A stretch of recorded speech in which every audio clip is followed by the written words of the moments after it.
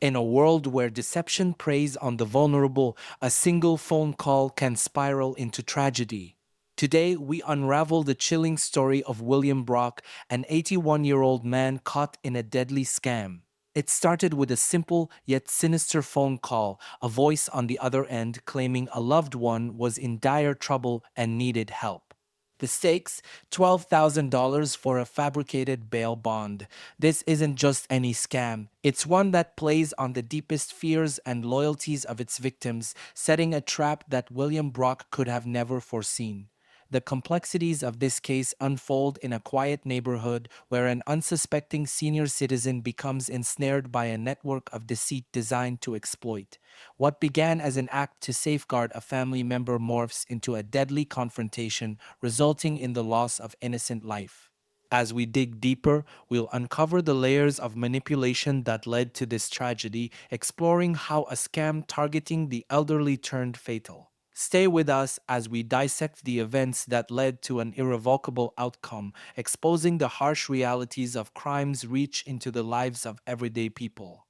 William Brock, aged 81, lived a life marked by the quietude typical of his advanced years. With his faculties waning and social circles shrinking, Brock epitomized the vulnerability that often comes with old age, making him a prime target for exploitation. The scam that ensnared Brock was deceptively straightforward and mercilessly effective. Scammers, preying on his fears and responsibilities as an uncle, contacted him under the guise of a dire emergency. His nephew was supposedly in jail and required $12,000 for bail. This setup, leveraging familial ties and the panic of potential harm to a loved one, was nothing short of emotional blackmail.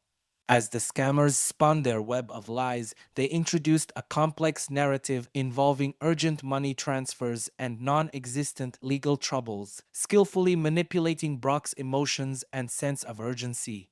The ploy was designed to confuse and hurry him, pushing him towards a rash decision without the clarity needed to see through the deceit.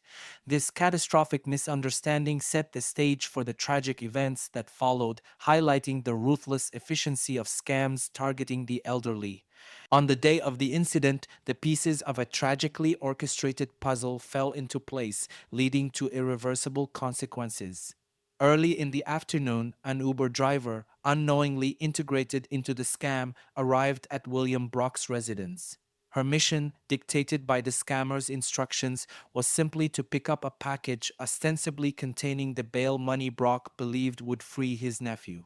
As the Uber driver approached Brock's house, she found herself at the epicenter of his heightened paranoia and fear.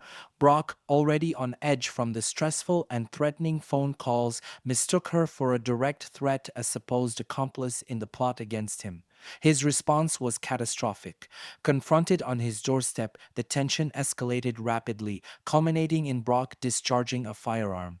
The driver, caught in the crossfire of a scenario she could not have foreseen, was fatally wounded, a bystander in a dangerous game she had no part in playing. The incident was partially captured on the Uber driver's dashcam, which continued to run throughout the ordeal. This footage, while not showing the shooting directly, captured the audio of the encounter, the confusion, the fear, and the fatal shots. It provided a chilling, real-time account of the misunderstanding and its deadly outcome. The video would later play a crucial role in the investigation, offering irrefutable evidence of the sequence of events and the tragic misinterpretation that led to a loss of life. The dashcam, intended for mundane safety purposes, became a witness to a profound tragedy, illustrating the perilous intersection of technology, human error, and the predatory tactics of modern-day scammers. Following the tragic shooting, William Brock was swiftly arrested by local authorities. Charged with murder, Brock faced the grim reality of his actions, compounded by the fact that the situation stemmed from a deep-seated misunderstanding fueled by manipulation. The legal system grappled with a case that was as heart-wrenching as it was complex, sparking widespread media coverage and public discourse on the susceptibility of the elderly to scams and the lethal combination of fear and firearms.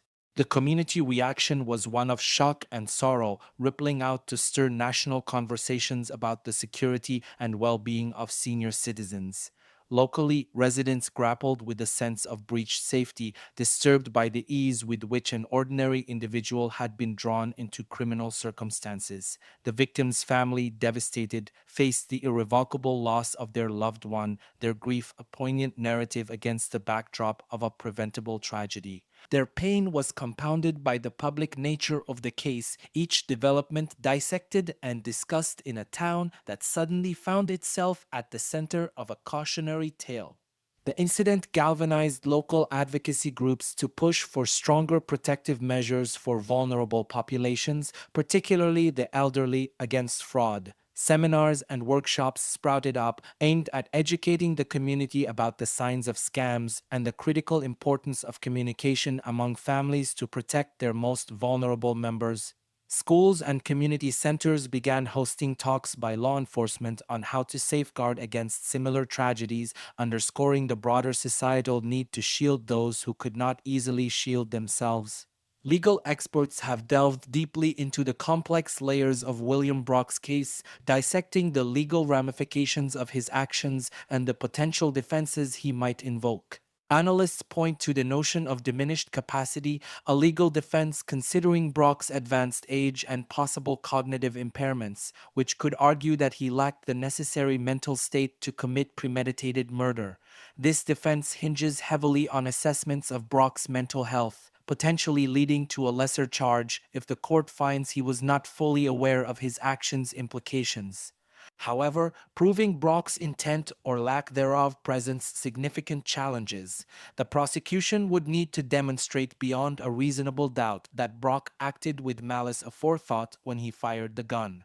The presence of the dashcam video adds a layer of complexity as it provides concrete evidence of the incident's circumstances but also highlights the tragic misunderstanding at its core.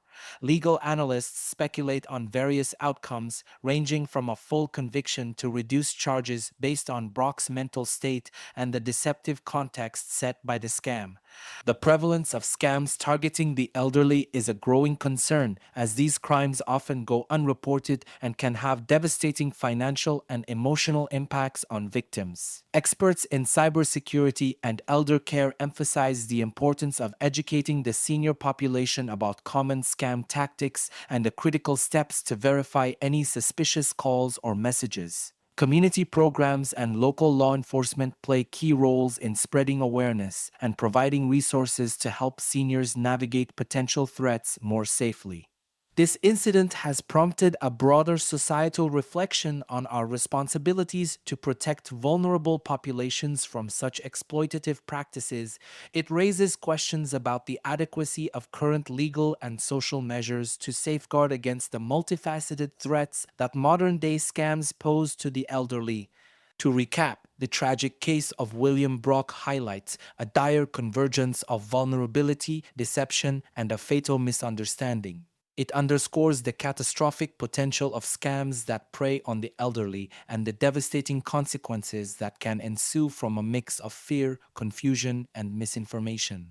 This story is a call to action for all of us to engage in discussions on how society can better protect vulnerable individuals like Brock from becoming victims of scams. Viewers are encouraged to comment below with their thoughts, share this video to raise awareness, and like it to spread the word further. In conclusion, let this story serve as a poignant reminder of the human costs associated with crime and the importance of vigilance, community support, and the proactive protection of our most vulnerable citizens. Together, we can work towards a society where such tragedies are prevented through education, awareness, and stronger community safeguards.